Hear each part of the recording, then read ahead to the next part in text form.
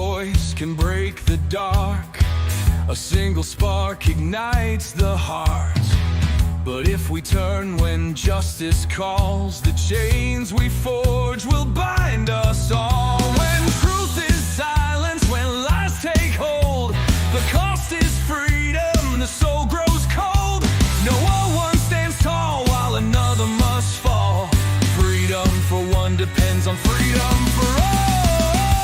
We're mavericks of freedom, rebels in the fight, defending every voice, defending every right. For the moment we falter, the moment we stall, we lose our own freedom when we let others fall. You can't stand free while others kneel. When justice fades, it's freedom they steal. An innocent condemned, a crime unspoken, and with it the bond of liberty is broken. No tyrant rules without our consent. Oppression thrives where silence is spent. Stand for the weak, the silence is small, or freedom will crumble for us all. We're mavericks of freedom, guardians of the light, fighting for the truth, for what is just and right. For the rights of one are the rights of all. We rise or we fall by answering the call. Even those we may oppose deserve the rights we all uphold. For if we deny them what is fair, we build our own prison in despair. The fight's not easy, it never will be, but justice for one is the key to be free. We stand as mavericks, together we strive, defending the rights that keep freedom alive. We're mavericks of freedom, rebels in the fight, upholding every truth, protecting every right. When one is oppressed, we're all in the thrall. Freedom for one depends on freedom for all. So take a stand, let your courage rise. Defend the truth, don't compromise. For the soul of the world, the writing's on the wall. Freedom for one depends on freedom for all.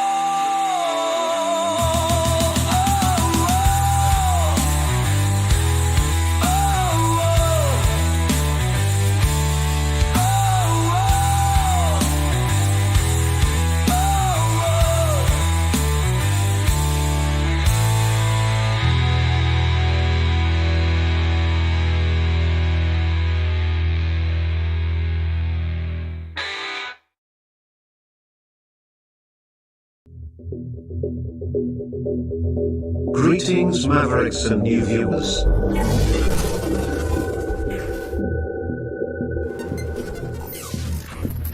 Tonight, direct and live from the Maverick News Network World Studios.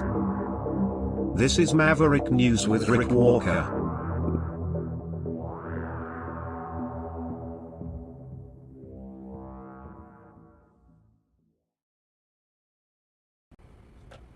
Welcome back, Mavericks. Great to have everybody here. You'll be happy to see that Kevin Michellizi is going to join us tonight. The subject, peace. Hopefully. We'll see how it goes. Didn't go so well in Munich, but maybe things will go better in Saudi Arabia. Stay with us. Kevin will join us right after this. You know, someone very profoundly once said many years ago that if fascism ever comes to America, it'll come in the name of liberalism.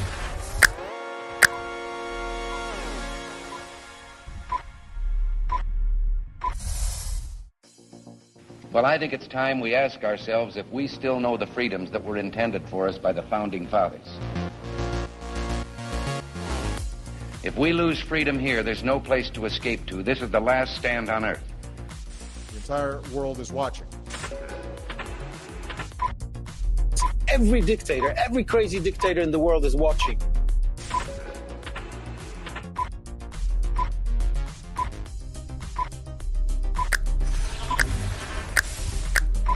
The world is watching. on TV, The entire world is watching. on social media. But the entire world is watching, and yes, they are seeing what we have apparently bravely been willing to say that others are thinking. Stand for freedom. Literally stand for freedom. Let's get this done. The entire world is watching. We're at war with the most dangerous enemy that has ever faced mankind in his long climb from the swamp to the stars. Maverick News. Maverick News. Maverick News. Let me have more control of my own destiny. The world is watching.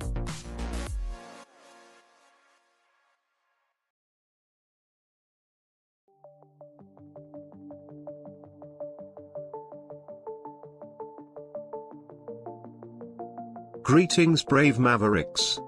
Our quest for truth continues. We go beyond fake news. Together we expose propaganda. Together we pull others out of rabbit holes. We are maverick thinkers. We are all unique individuals. Defenders of individual rights and freedoms. Credible. Trusted. Grounded in reality. Maverick News. Maverick News. Defending free speech. Free speech. Donate at freedomreporters.com. Do it now. Tomorrow may be too late. Maverick News. The world is watching.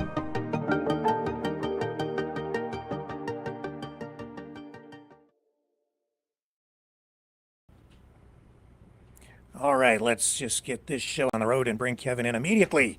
Right off the top, how are you? Hey, Rick. Tired, but hey, I'm here. Good to have you back, my friend. Maybe we can together make some sense out of all the craziness that's been going on out there. Good luck. Every day, it's another bombshell news story. Trump has been, wow, I mean, just signing a flurry of executive orders, and we've had this security conference in Munich.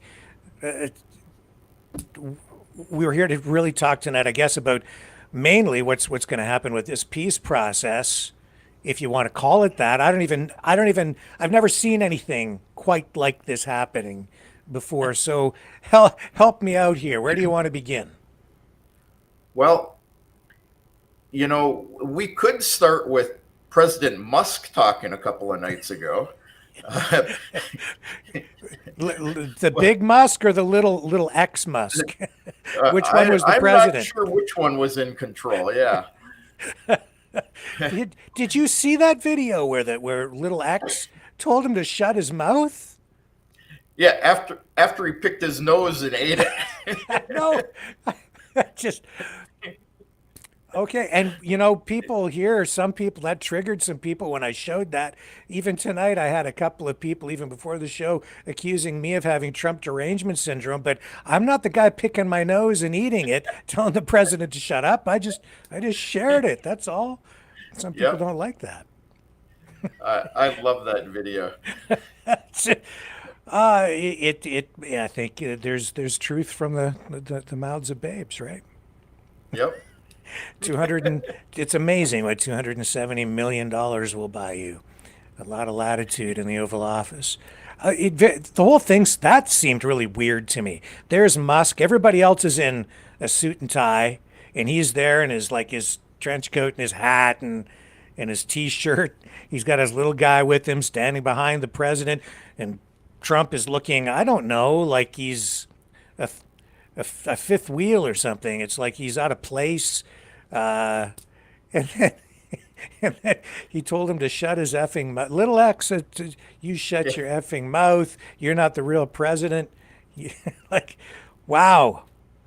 Yeah, you know, that whole setup was interesting. And I thought maybe it was a one-off and he made a mistake having Musk there.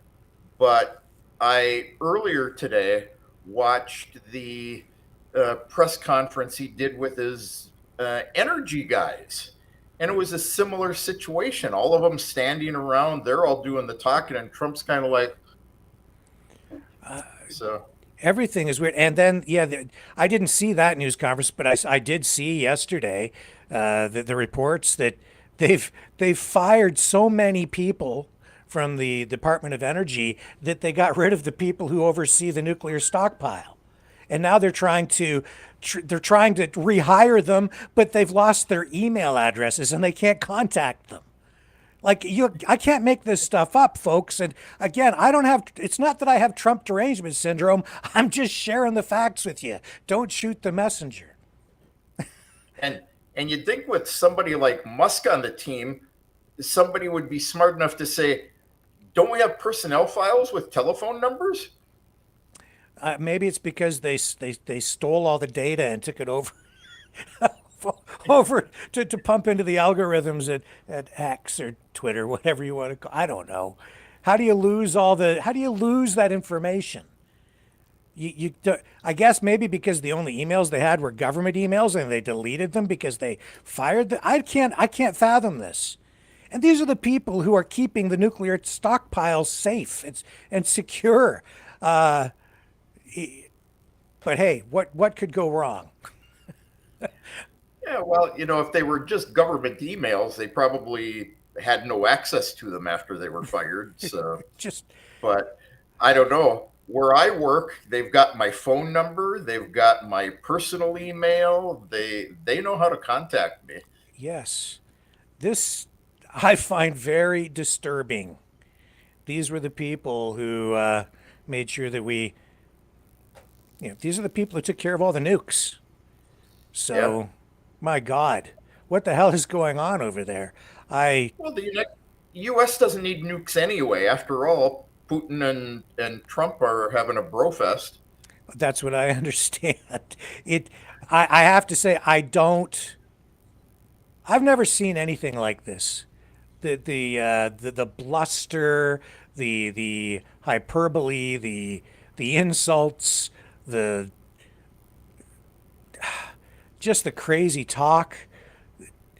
Everything's just off the cuff, straight from the hip. And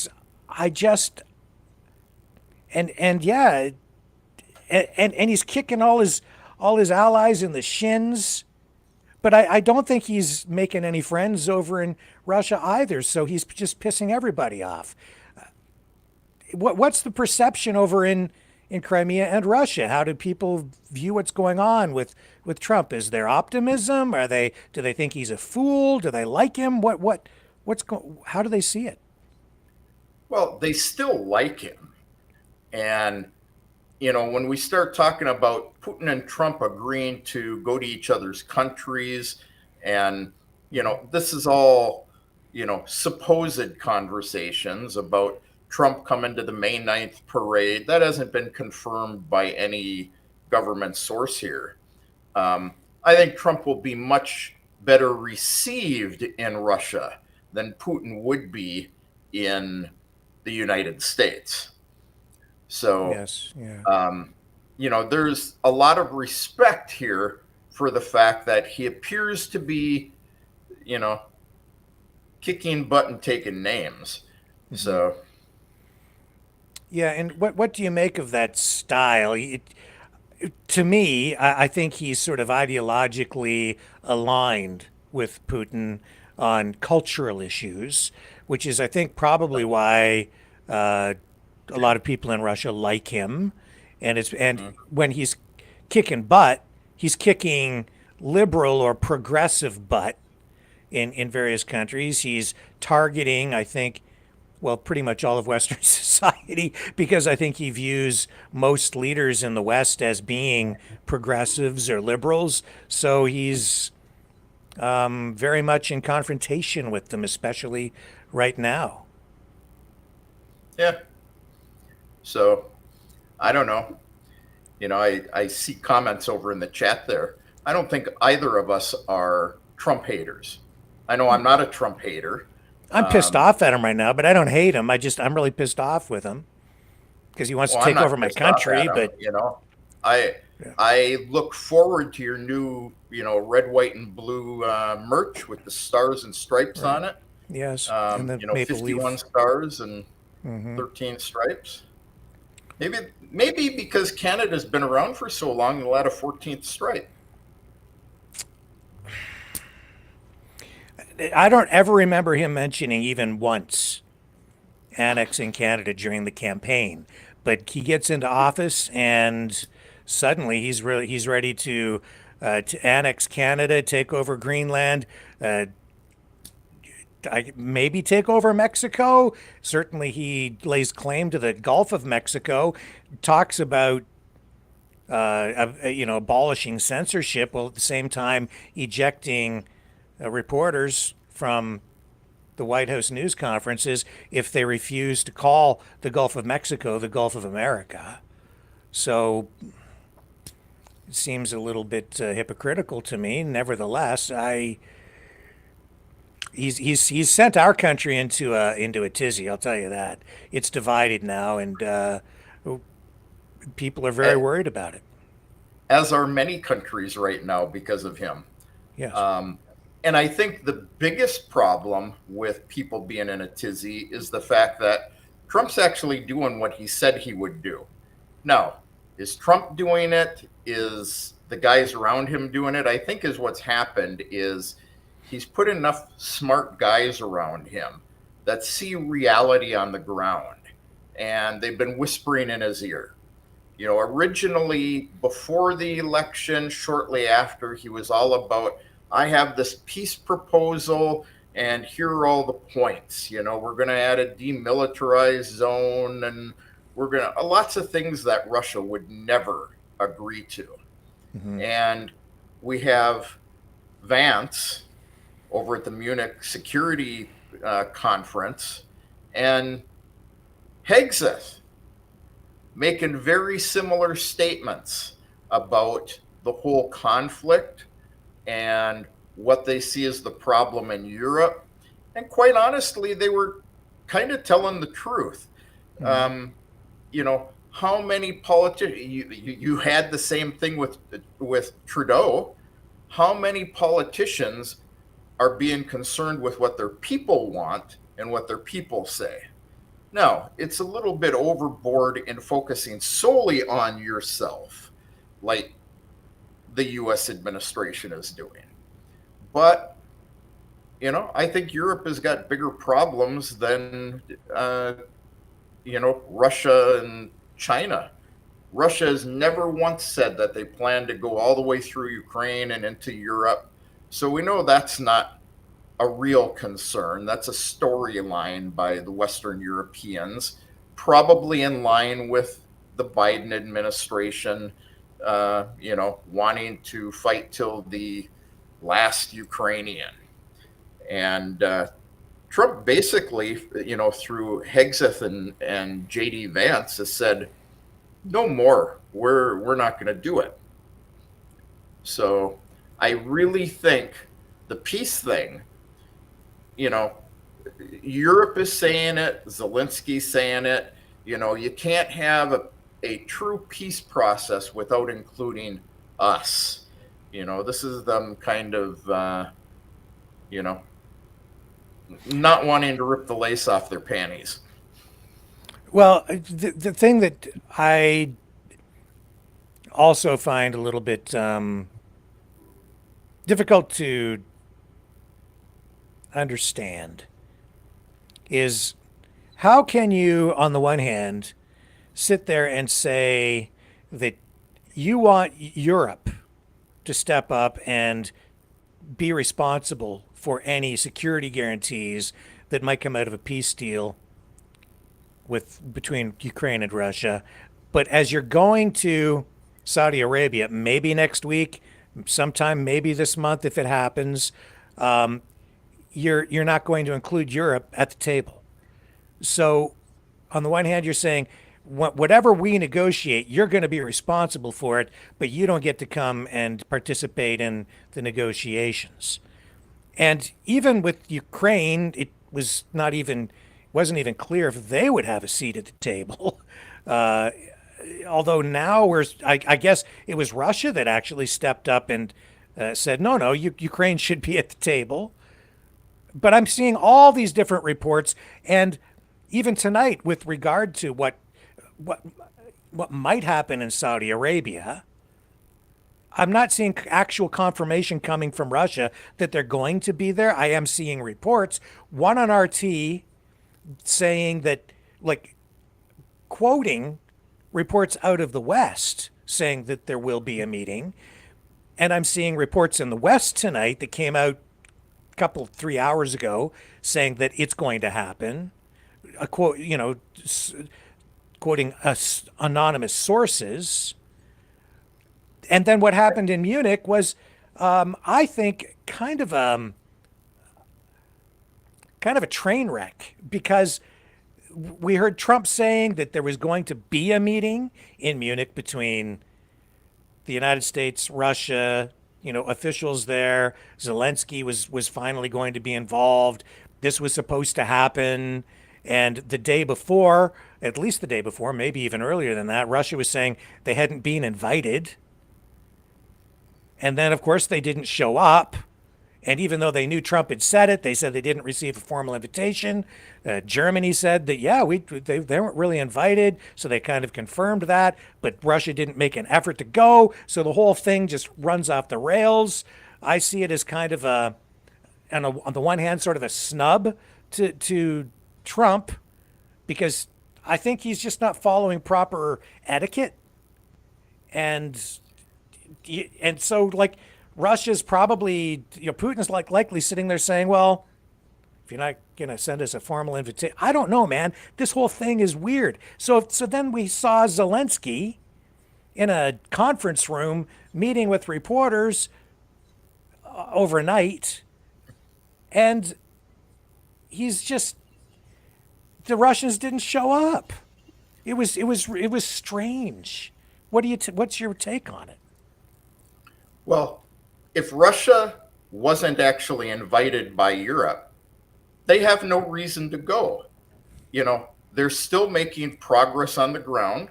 They still have the upper hand. Trump, they all understand that he says lots of things that can't be or aren't confirmed. I've seen no confirmation out of either side, other than Trump says so, that there will be a meeting in Saudi Arabia, that, Trump is coming to May 9th and Putin's going to the United States. Putin won't go to Europe mainly because they're part of the International Criminal Court, and they have an arrest warrant out for him. And under current conditions, they would be the first ones to pick him up and throw him behind bars. So, I wouldn't go either at that point.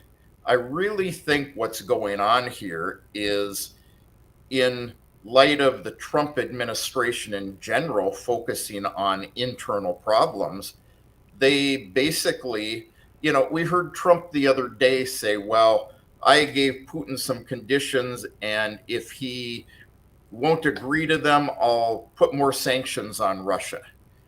People here laughed about that.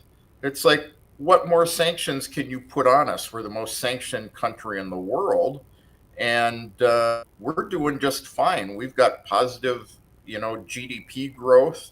Go ahead, sanction us some more, please. But, I think really what's going on, Putin and Trump spent 90 minutes talking. That's confirmed. And they talked about the Middle East and Ukraine and AI and a bunch of different topics. Zelensky got the secondary call for 7 minutes. So let's think about what that phone call was. That was basically, in my opinion, a call from Trump saying, Vladimir, you're going to do this. Zelensky, Trump said that he agreed to sign this agreement to give the U.S., security guarantees in their mineral rights of $500 billion. And Zelensky made statements that he had agreed to it. He then backed off, saying he didn't have time to read it and Trump was trying to fool him. And now his administration is going back and they're pointing at his own statements and saying that he had it in advance, he read it, he asked for edits, sent it back to the United States, and that was the agreement that was supposed to come to Munich that he then refused to sign. So I don't think he's in control in Ukraine either. Now you have Europe saying that, well, we'll buy those mineral rights. And even though Trump was only willing to give you troops once peace was achieved, so Trump's using it as a negotiating tactic. I won't give you men to protect you unless you come to peace with Russia. They're saying, well, we'll send troops to fight with you and protect you if you sell the mineral rights to us. Well, Zelensky wants 120,000 troops, and Europe is saying, well, we can afford to give you 25. So there's the state of NATO without the United States. So there isn't anything real that's going to happen other than if Trump has actually come to some agreement with Russia about you can keep the territory you've got. You stop the fighting. We won't let Ukraine join NATO. Even NATO is going, well, Trump has no right to decide that. But if the United States doesn't back Ukraine joining NATO, they can't join NATO. So it really comes down to if they made an agreement and, it's in Russia's favor, the United States just walks away and the conflict will end quickly anyway, because Europe certainly can't afford to handle them themselves. They don't have the manpower to do it. They don't have the money to do it. Their economy is already faltering. Their people don't want it. So now we've come full circle around Vance's statements and Hegseth's statements that we're going to focus on ourselves. You guys need to deal with your own security. Does the EU and NATO really need that? Can they afford that? So it wouldn't surprise me if peace came out of it. It isn't going to happen by Easter, but I also don't believe the conflict will end then either. I don't think Russia's just going to pack up and go home. Mm-hmm. Mm-hmm. Do you want? I've got the clips of actually Hegseth and Vance queued up here. Hegseth's clip is shorter. If I can find it. Yeah. So let me find him here. I think it's right here actually. Yeah, here it is. This is the most recent clip we have from him. And again, yeah, this is him saying that, they want Europe to provide any security guarantees under a peace deal because the United States isn't prepared to do it. But I think everything we're hearing is neurotic. You get a statement like this on one hand, but then I'm also hearing that the U.S. is moving possibly troops into Poland, which I haven't confirmed, but this is all just really weird.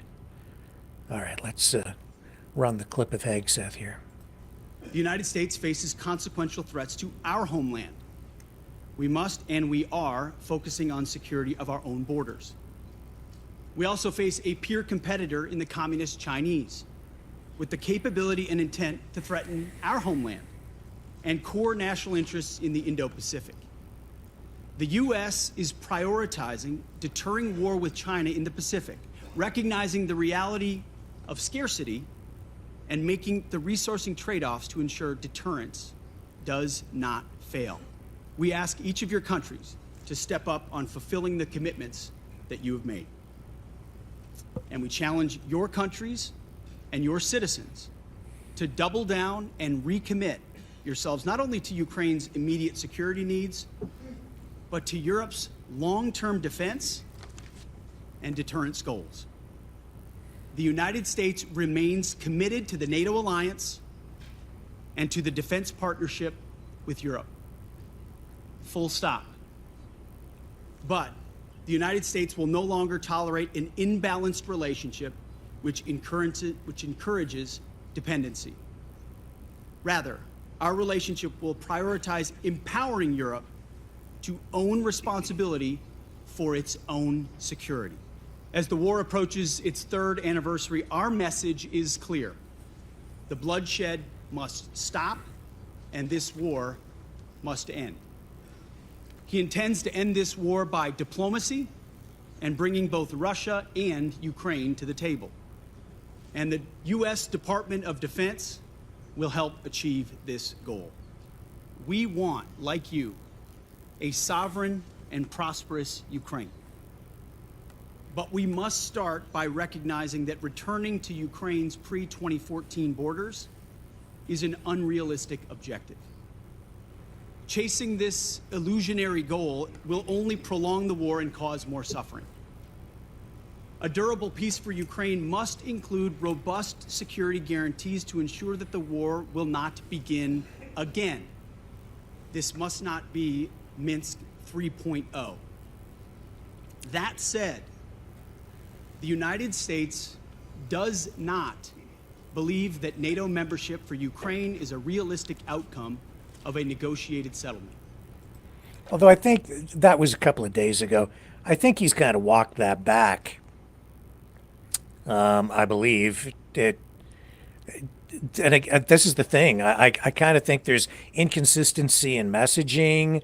There is, I think you have people like Hegseth who are saying things not really in alignment with. I can't follow it all. Yeah, but is there inconsistency? I mean, J.D. Vance yesterday said pretty much the same message, but he also said that, we aren't going to continue funding you guys. We put a lot more money into it. We've got, 4 to 5 times more money invested in Ukraine than you guys do. You guys aren't contributing to NATO. And, reality is it's true. You look at Poland, other border states, they're actually pouring more money into NATO than countries like Germany. Why is that? Germany is much larger. They had a much better economy, but they don't now. So their people are tired of it. There's been talk for years about them having their own security alliance. So I think the messaging is very similar. The United States just isn't going to expend the money anymore, and they want those countries to step up and pay more. Well, I think that people need to listen to what Elon Musk really said in that Oval Office news conference, where he indicated the United States, if it doesn't rein in it, if it doesn't deal with its $2 trillion a year deficit, which is adding every year to the $37 trillion debt, that the United States is about to go bankrupt. Which is why I don't understand why so many Canadians are so eager to give up our sovereignty and join Canada as the 51st state, when it's pretty clear to me that what Trump really wants, even though he's saying is a bailout, he's saying that we're going to get a tax break and that we'll be part of the new golden age of America. And this is our road to economic prosperity and military security, because they'll protect us. And I'm kind of thinking, I think maybe we need protection from you, not, maybe we don't need, we maybe need protection from you. We don't need you see, one of the reasons we need protection from them is because I think they want to take over Canada so they can scoop up our wealth, our resources, to pay off their debt. Why would we want to join a country where the guy who's in charge of governmental efficiency just said they're about to go bankrupt. He literally said that in the news conference. So think twice, folks. Yeah. They also said they're going to cut $1 trillion off, within the year. So it feels a lot like economic shock therapy, where they're going with all this stuff. The tariffs, if tariffs are actually left in place, and he's tariffing everybody, you'll have massive inflation in the United States because everything will increase in price. He's hacking and slashing the federal budget, so you're sucking all that money out of the economy. That's degrowth, massive degrowth. I think he's, how many trillions of dollars? 2 trillion or some massive amount of money I think it's 2 trillion that Musk is sucking out of the economy. I just looked at what they're doing with the budget over in Congress. I think another 4.3 trillion they're looking at cutting in government spending in the budget. You take that kind of money out of the economy that fast, I don't care how much you think you're going to extract from your Department of External Revenue, that ain't gonna happen, pal. And you're gonna collapse your economy. Yeah, I mean, it may happen. They may cut the debt that much, but how much are they really adding that people aren't looking at?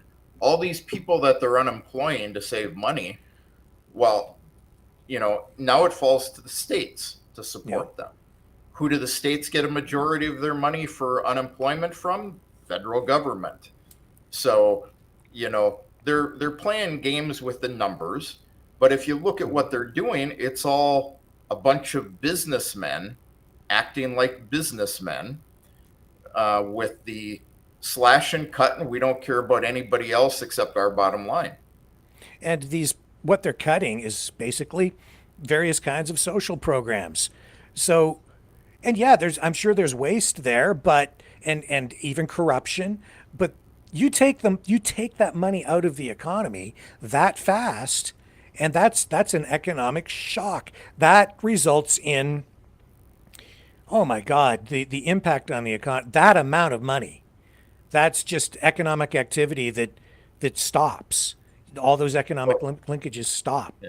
It's USAID was not humanitarian money. Well, that's soft power, if you will, being exerted worldwide through different programs and corruption in some cases. And, some things I think were coming out of there that had humanitarian purposes, but a lot of there was a lot of black sleeve funding coming out of there too. Mm-hmm. Having worked on some of those programs that were funded by USAID. Yeah. I can tell you it was not humanitarian. It was soft power. Yeah. No doubt about it. Nevertheless, I mean, and all I'm saying is that purely from the focus of economics, this is like reverse Keynesianism, reverse Keynesian economics. If you have a downturn in the economy, then John Maynard Keynes would advocate for, and it works. You invest, you put tax dollars into like government make work projects, build bridges or roads, and just inject money into the economy to stimulate the economy, right? To get things going. You put people to work. And hopefully you do it with projects that pay dividends in the long run, like an investment in infrastructure and things that will pay back with increased efficiency in the economy over time, like roads to get goods to market and people to work and railways and things like that. But what this is it's the opposite of that. You have tariffs, which will result in inflation. You have the extraction of money from the economy So you're putting a lot of people out of work at the same time. Well, when just in the federal budget, I'm not talking about USAID. I'm talking about the federal budget.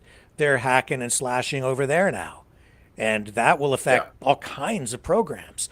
And then you'll have a lot of people out of work, and the social safety nets that had been there, some of those will be gone. Then you're going to contribute to your social programs, your drug problems on the streets, all of the homelessness. This is a recipe for disaster, in my view. Yeah, I won't disagree with you on any of that. I can look at Russia and I can make a comparison. Russia has survived sanctions primarily because the government has invested in their economy. They make sure people stay at work. We have a perfectly good street sweeping machine in town here that could just drive around, one guy, clean all the streets, have it done in a couple of days. But they have the thing garaged, and they hire a bunch of little old ladies and little old men, hand them brooms, and they're out there manually sweeping the streets, being paid by the government. So they've created jobs, and this is how they've really boosted their economy. People said, well, sanctions will hurt them. But like you said, they're investing in the economy. Mm-hmm. Now, they aren't putting people out of work. Now, we don't have good social nets. And that can be a motivator too, because since the government is creating jobs, they may be basically, if we, take it back to the United States, they may be picking tomatoes for $1 an hour, but their choice is pick tomatoes for $1 an hour or not have, the safety net. Here you don't get programs when you don't work. You are expected to work, you get some money, and then the government will help you out a little bit. Pensions are low here. Disability payments are low here. And it's all set up to encourage people to actually do what they can to help themselves. So the United States has taken a similar model, except they're forgetting that all these people have no desire to work because of the years and years of these giant safety nets they've put in place. They've encouraged people to stay on welfare, to stay on social services. And unless they really make it worth their while, you can't unemploy everybody and say, and we're not going to help you. But then let's look at, the major fires, the hurricanes and things. The United States hasn't been helping people anyway. When you give $700 to somebody who lost their home in Hawaii. Well, that's not exactly accurate, because that was $700 up front during the crisis. They've got other programs in place since then to, there's the aid is more substantial than that. But and I'd have to go and find out exactly what the programs are, but that was an initial assistance up front. Yeah, but how long did that upfront money last people living in Hawaii? Kevin, I'd have to go and look up the details on these particular programs. I know that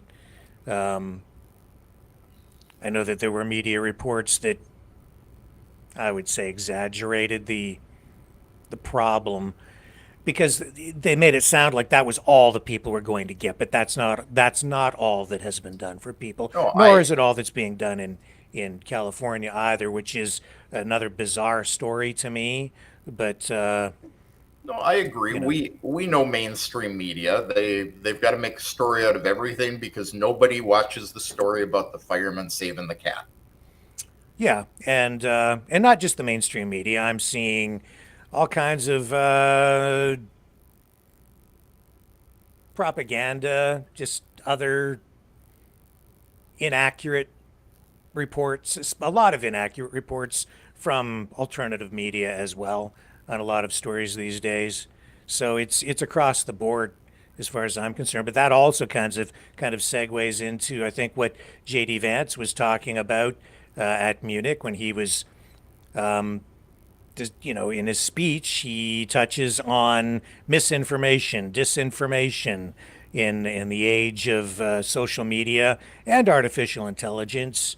Here I have his speech queued up. Let's listen to just a little bit of what he had to say.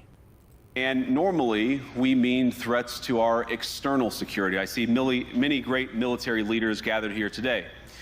But while the Trump administration is very concerned with European security and believes that we can come to a reasonable settlement between Russia and Ukraine, and we also believe that it's important in the coming years for Europe to step up in a big way to provide for its own defense, the threat that I worry the most about vis-a-vis Europe is not Russia, it's not China, it's not any other external actor.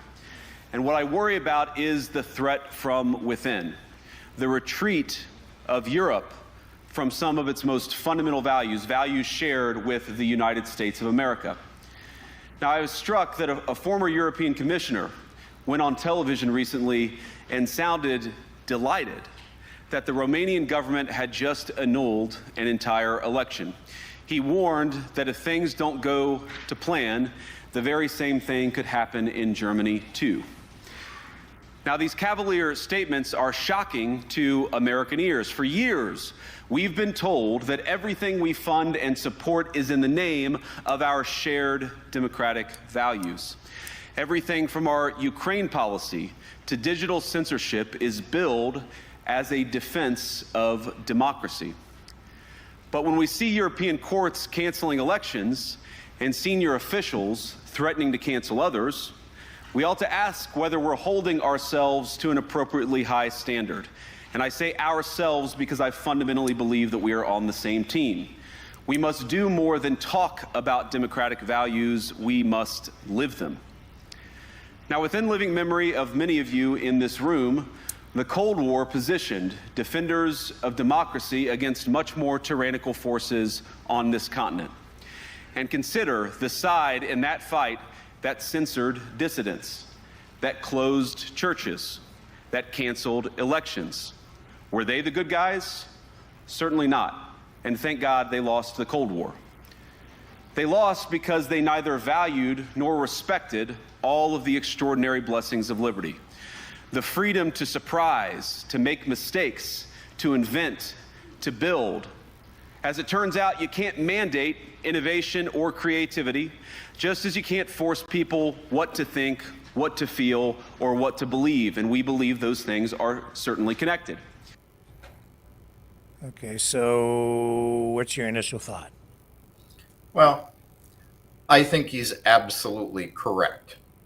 You know, I have no issue with the comments that J.D. Vance made. You know, I had somebody take me to task earlier saying the United States needs to look at itself first. They've done a lot in 3 weeks towards these things. But have they gone too far? You know, now all of a sudden the social media platforms are all getting on board with, we aren't going to censor people, you know, to which I'll say, bullshit. You know, they still are. You still have to be careful what you say on certain social media platforms. But, you know, when you try to silence one side of the story, obviously you have an issue with, you know, tainting the story, tainting what people hear, tainting how people think. And, you know, you can say, well, we're doing it in the name of propaganda, but then you don't deal with the guys that you allow, you know, your mainstream media, the independents that you allow to speak. You don't give any thought to the fact that they twist the story to what the government wants it to be as well. So I think opposing opinions is perfectly okay and should be allowed. And we see in a lot of places in Europe that they don't allow that. You know, cut RT off, can't let people hear them. Cut Sputnik off, can't hear people, let people hear them. You know, people in the United States, they don't have them on their TV sets, but they can still access them. So, there's got to be a balance in it rather than saying, you guys are bad. But I think his point is they need to start taking some looks at some things. They need to start understanding what their people want. Musk went on about this the other night. The United States gave Trump a mandate to do what we're doing. Well, yes, half the country did. But, when you have a lot of Western European countries banning members of their own parliaments and, their democracies from running for office because they have a pro-Russian view, is it really democracy? Shouldn't you allow the people to make the choice of who they want to be in office rather than controlling who they can pick from and making sure that they have the view of the current government? Normally, I would just straight up agree with what Vance says. But I think his comments are somewhat naive, or maybe willfully blind to a new reality that is present because of the technology. What I'm talking about is coming from mainstream media. There were checks and balances. There were rules, guardrails in place to provide in Canada through organizations like the Radio, Television, Digital News Association that I used to belong to when I was part of the mainstream media, the Canadian Association of Journalists, even regulations related to news coverage imposed on broadcasters. And I came from the private side, not from the, and it was privately owned, especially at that time, not so much government involvement in the network that I worked for, other than, of course, you get a broadcast license. But as part of that broadcast license, there were rules for fairness and balance, and you had to provide equal airtime, or for maybe not even equal time, but at least provide access to the airwaves for various political views from all the different political parties. And even here in Canada, even from the time when I was a kid, the Communist Party got to speak, even on CBC, all the way over to the conservative side. So the whole spectrum of voices was heard. And in fact, even on CBC, they used to have, right around the 11 p.m. news, there was a segment, not as part of the news, but they would just give airtime to each party in a rotating basis to just deliver their message. But what's going on in social media now is there's a lack of transparency, and there's a lot of hidden activity that's going on, cloaking of what the source of the message is, and cloaking of the political bias. What I've really kind of clued in on is there are actual marketing companies and political marketing companies, if you want to call them that hire influencers to deliver messages, and they are out there with live streams, programs, shows where they deliver a political message, a narrative. There are whole networks of them now where people look at them as though they're journalists and they think they're watching some sort of news program, but it isn't at all. It's actually just political marketing. And there's big money behind it. Those streams are amplified where they're boosted on Facebook and YouTube with like money to make sure they get placed in front of you. They have ads running around them. because they're a network, each of the live streams feeds off the other to help each other boost up in the algorithm. So you have a whole network of different channels. It makes it look like there's more activity and more social acceptance and authority online than there really is. So it distorts things. And then the messaging is consistent over and over again to convince people that something is real or that there's more support for a particular issue than maybe there really is. And more than that, it's also, there's negative messaging aimed at the political opponents to demonize them, turn them into terrible human beings, to just hammer on them. And it's not balanced at all. In fact, it's very biased. And they're also employing the most advanced marketing techniques, the science behind marketing, which includes psychology, to deliver the message to people in a way that it evokes an emotional response and sucks them down into really the matrix, a digital matrix where they become very immersed in a information bubble where they're insulated even from other messages. Then you take somebody like Elon Musk, who invests massive amounts of money to buy like a social media platform. And he has the ability now, just like Zuckerberg or any of the others, to use the algorithm to feed particular kinds of messaging out here and there. We don't know how the algorithms work. We have seen people express concerns across the spectrum about these social media companies using their power to influence public opinion, especially during elections, in ways that people can't truly comprehend. And you may recall the first time Trump was elected, they went to a company called Cambridge Analytica, and his opponents flipped out because they said it was unfair that he was using this data to leverage or to target his campaign advertising on Facebook and on Twitter at the time.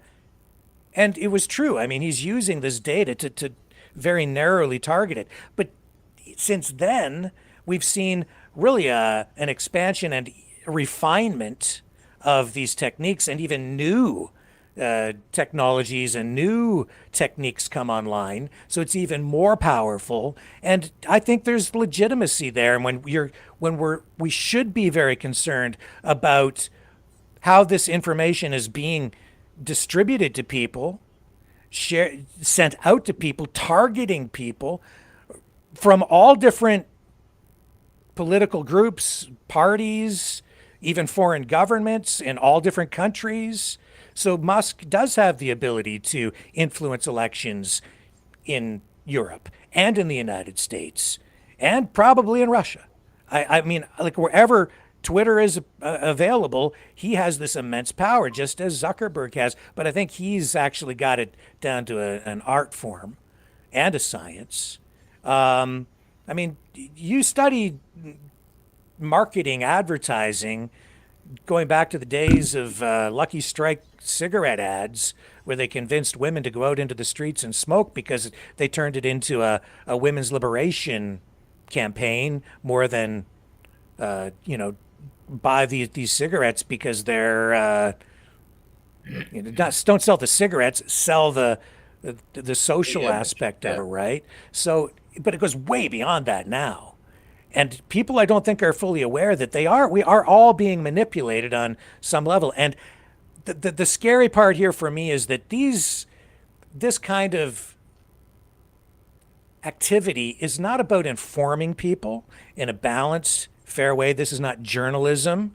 This is marketing. It's manipulation.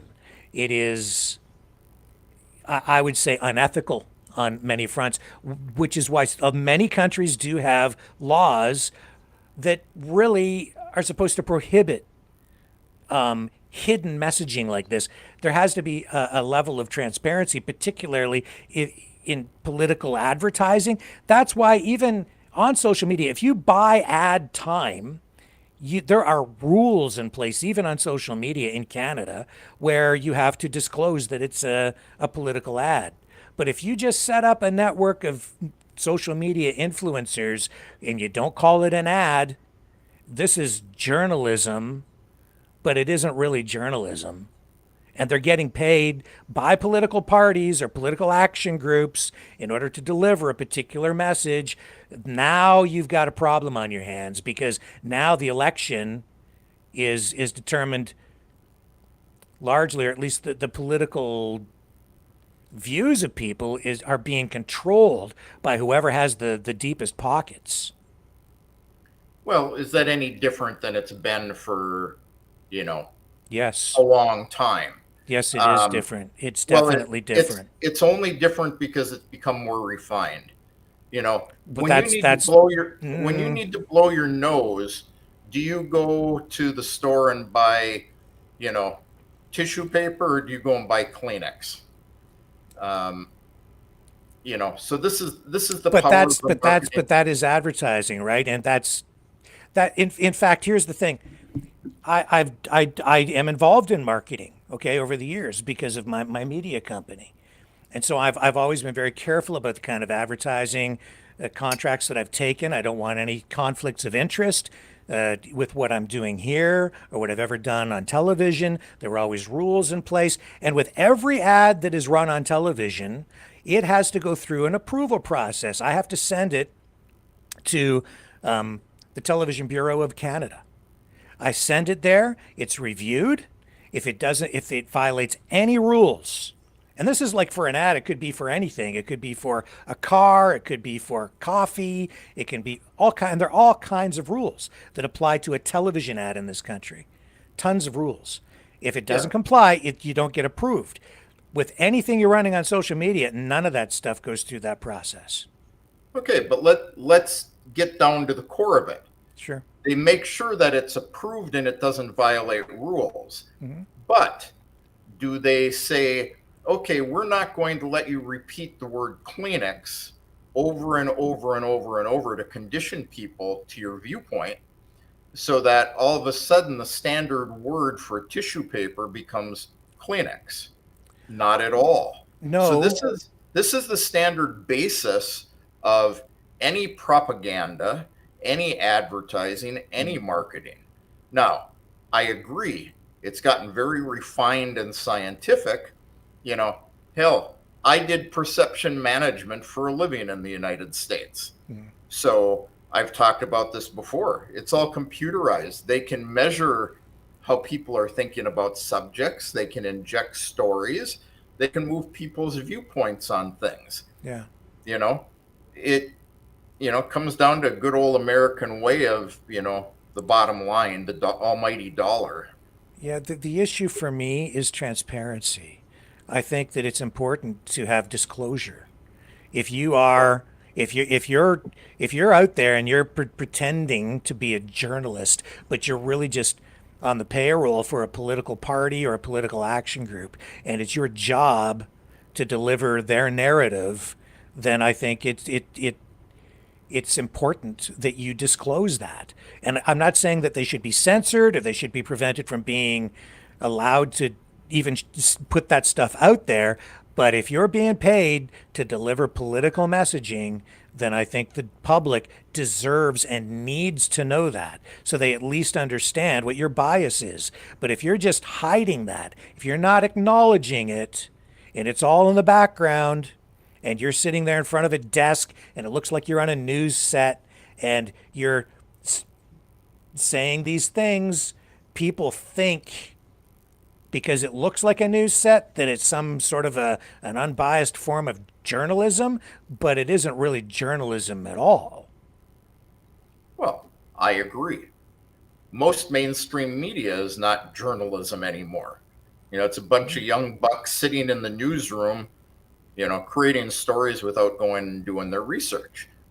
When you were in the business back then, you actually had to go out and research that story and give an unbiased opinion about something. Mm-hmm. Mm-hmm. And they don't do that now.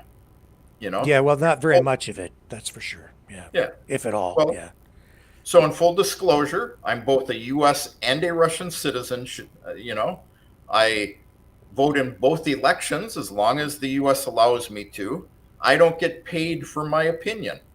So I'm just putting that out there for people so they know. I'm not just spewing what I'm spewing for the fact of spewing it. I'm spewing it for the fact that it's what I see. So, and reality is, more people putting information out there need to do that research, need to do that. You do it. Yeah.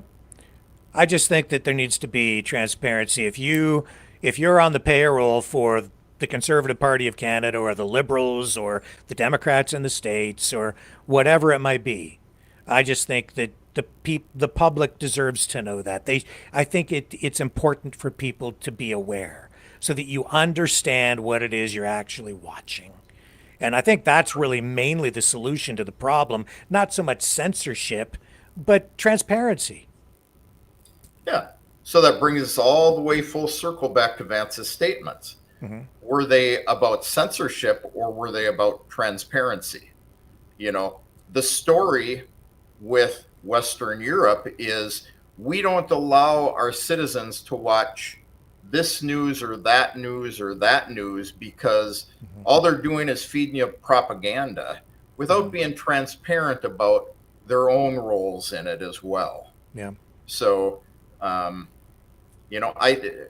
be honest with you, all of these messages, Hegseth, J.D. Vance, Trump, Musk, I think the main core of these messages is you guys want to continue doing what you want to do.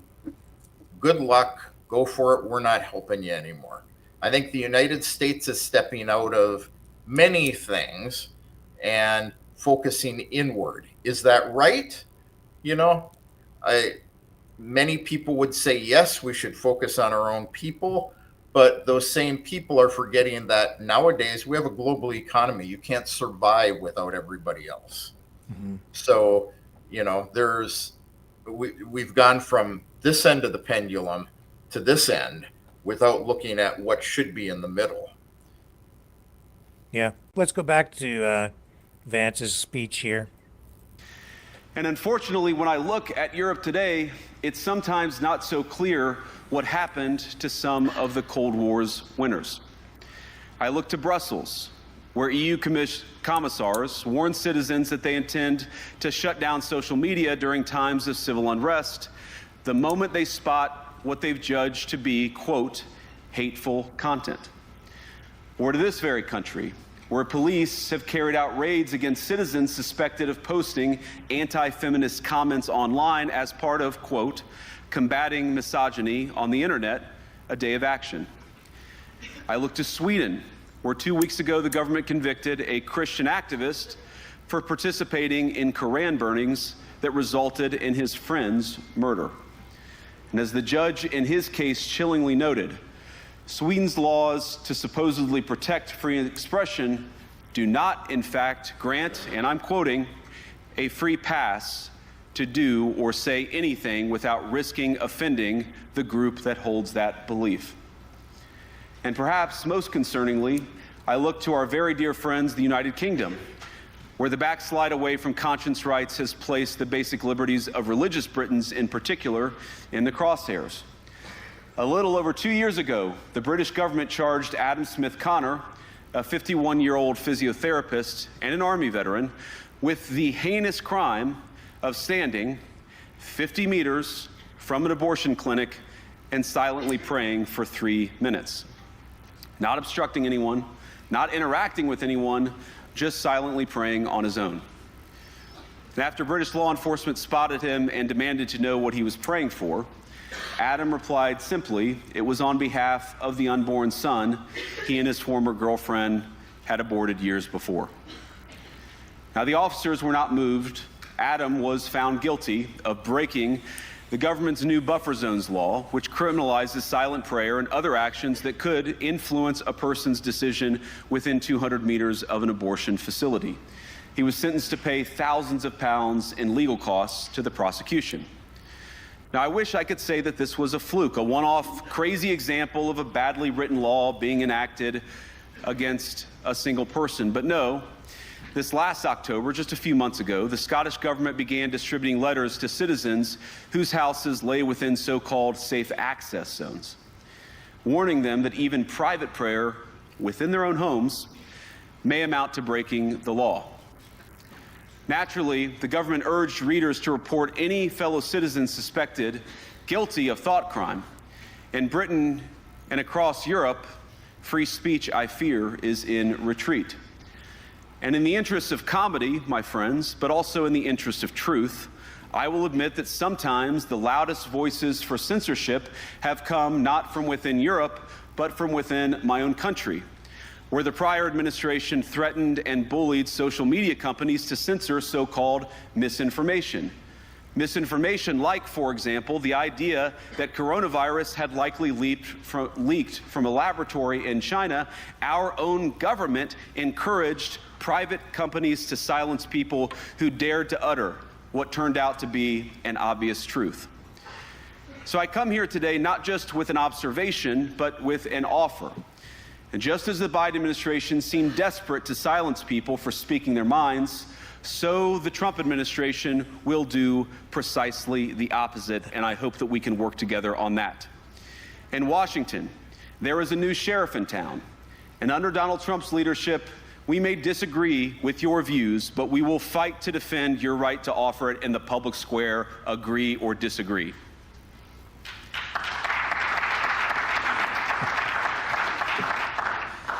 Now, we're at the point, of course, that the situation has gotten so bad that this December, Romania straight up canceled the results of a presidential election.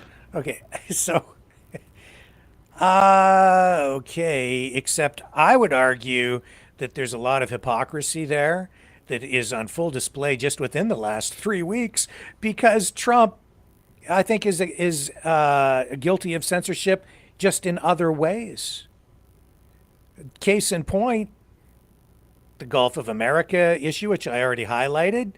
And if Trump doesn't like the way you edit an interview, he'll sue you for $10 billion, which is what he did with 60 Minutes, because he didn't like what they did with the Kamala Harris interview, which when I reviewed it, I would say what they did with it was inconsequential. It's just that there was one version that had a short version of a clip following an answer, and then they ran the longer version later in the broadcast, in another broadcast, and he's suing them for $10 billion because he got his nose out of joint.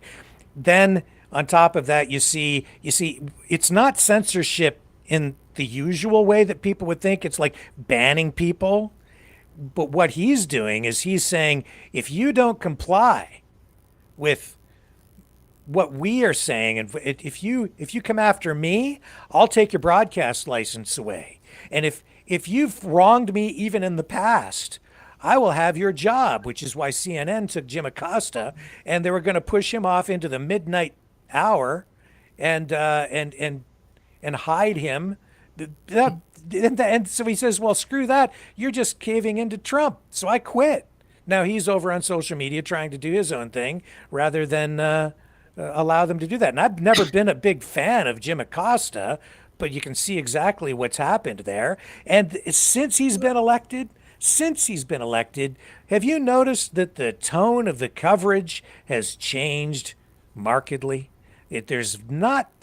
It's even from the first time, Trump 1.0 to Trump 2.0, there's not nearly as much criticism.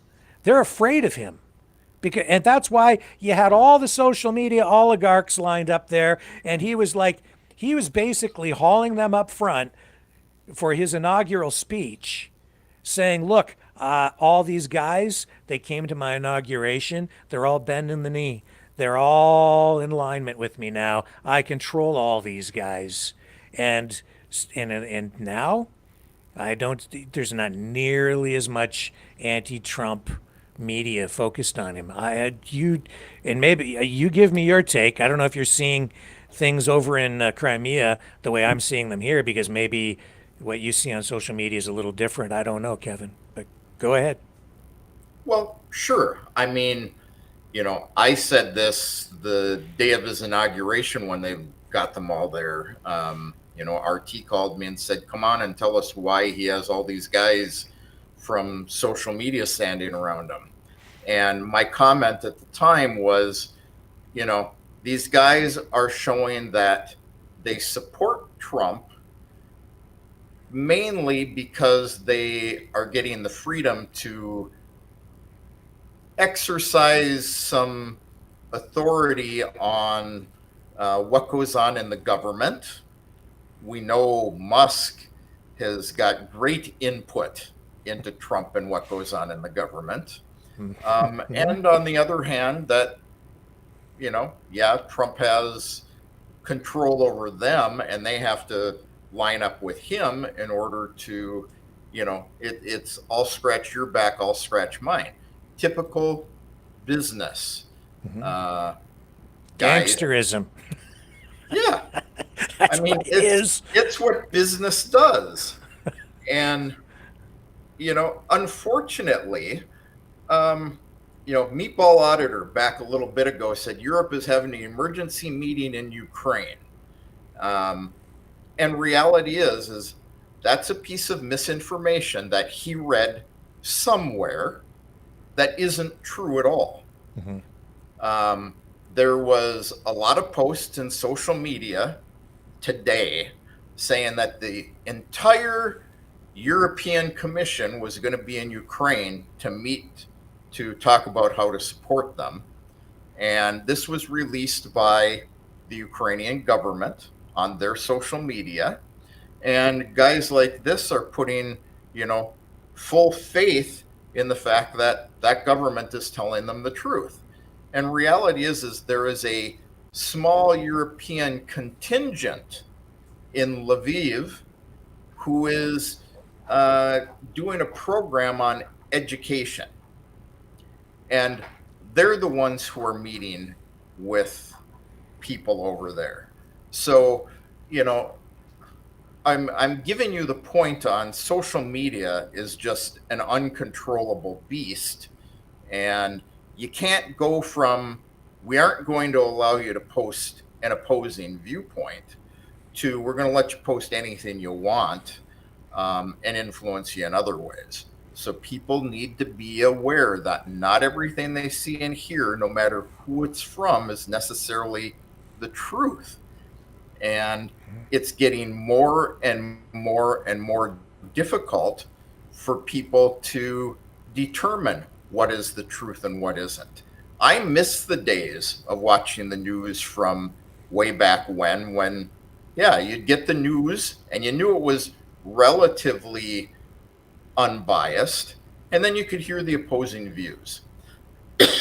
But it's nothing like it is now.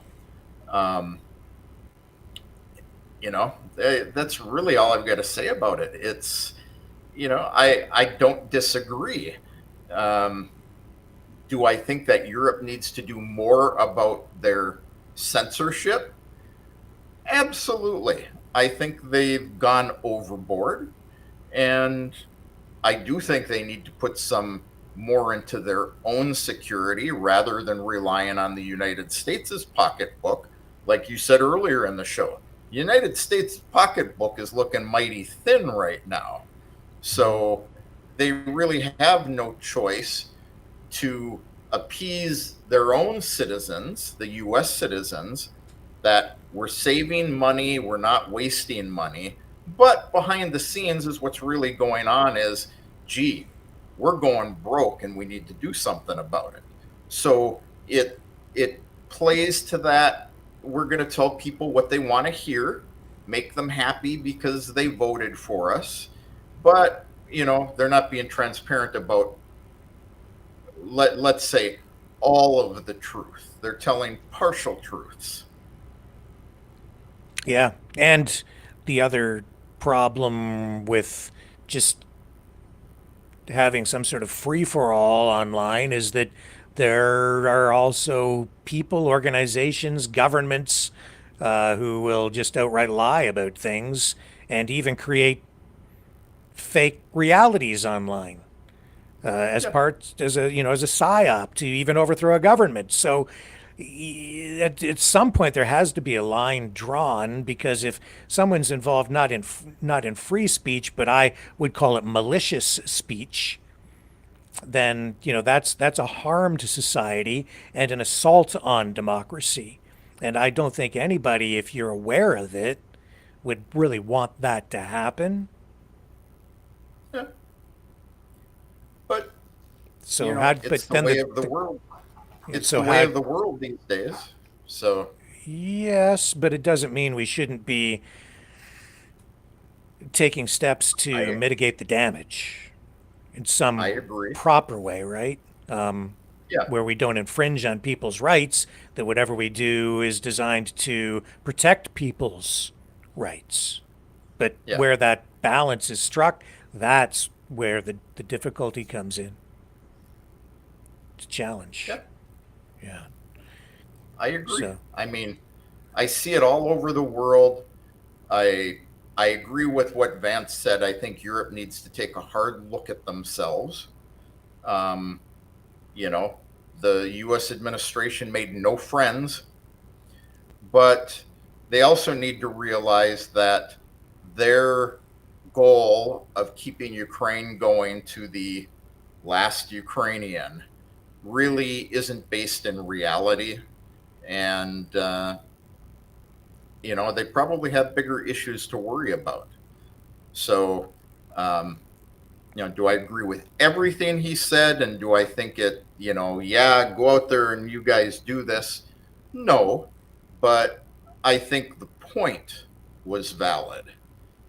So, reality is you're still going to hear about how bad Russia is. Over in Russia, we will still hear about how unfair Europe and the United States are. So we're still going to hear these storylines on both sides of the pond. It happens on both sides. It will continue to happen.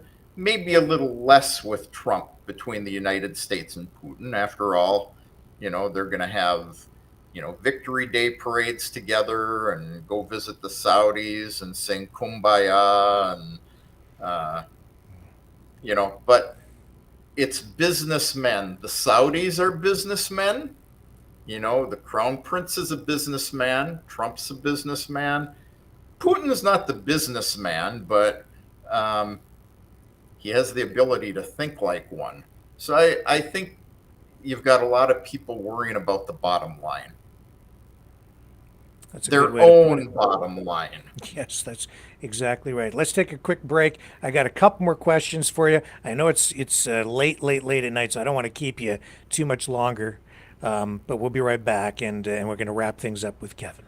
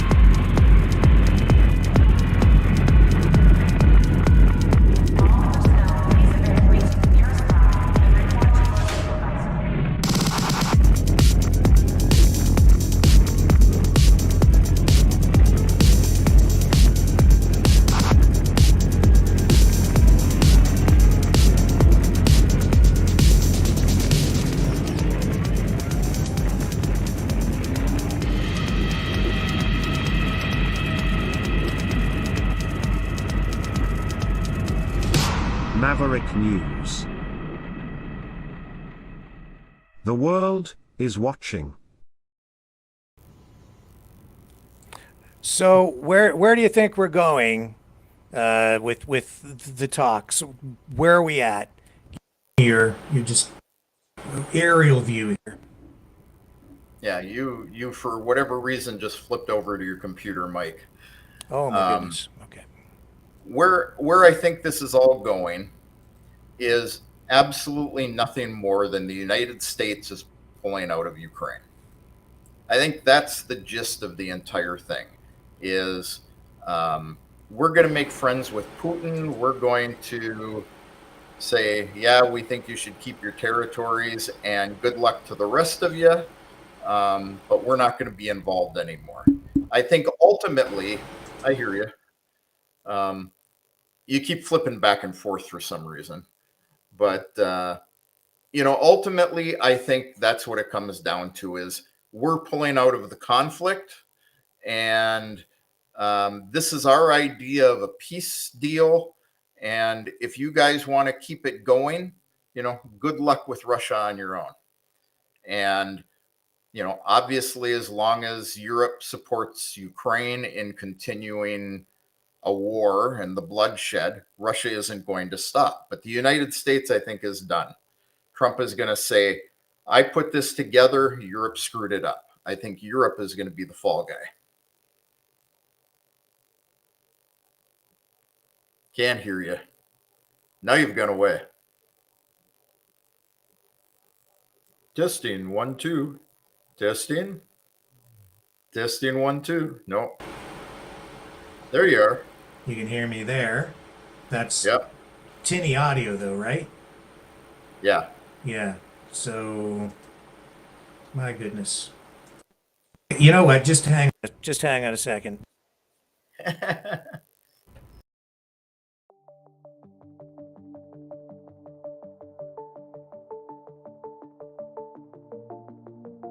Greetings, brave Mavericks.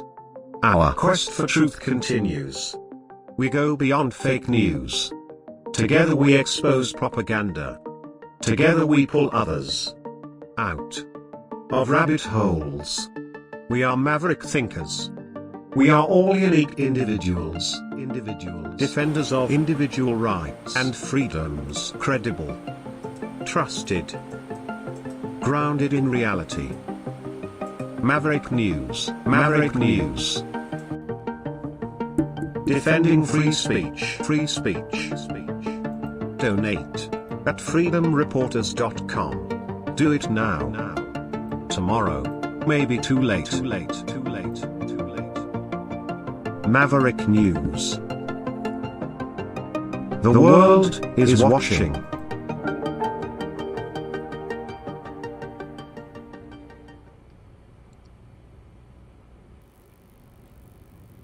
Hopefully you can hear me. I hope. Oh, hey, there you are.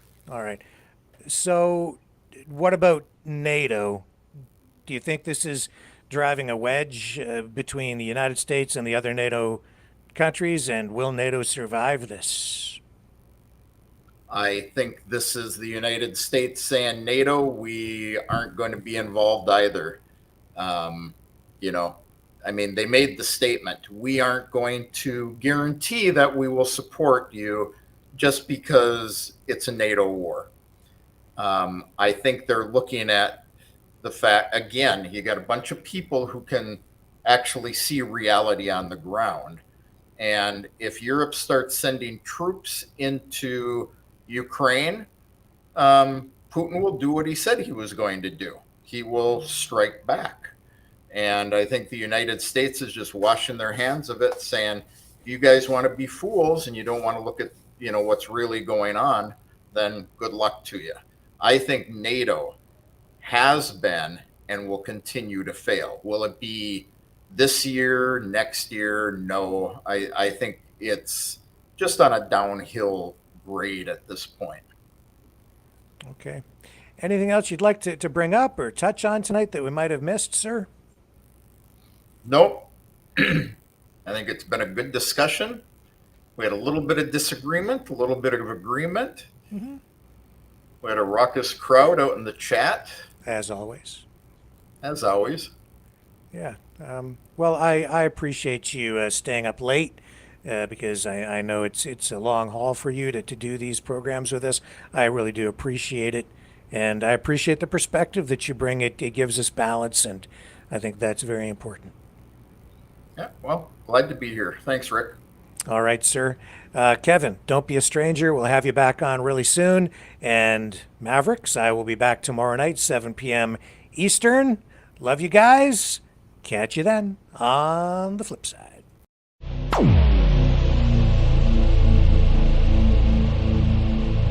This has been a Maverick Multimedia production.